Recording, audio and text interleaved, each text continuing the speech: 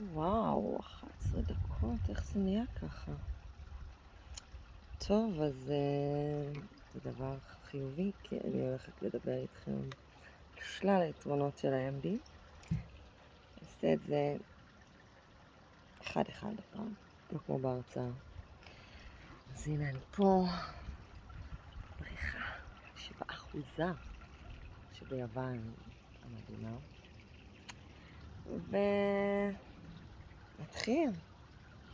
אז אנחנו בדיוק יומיים ו5 שנים אחרי התאונה שעשיתי, שהותירה בי כאב בכל רגע נתון.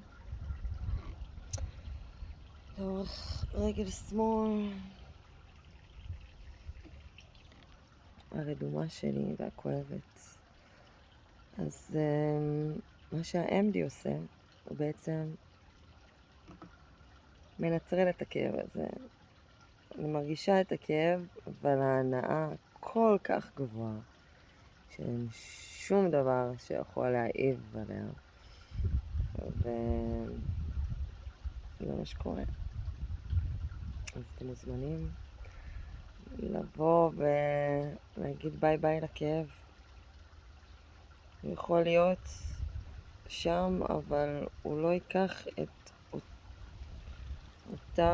אותן אנרגיות,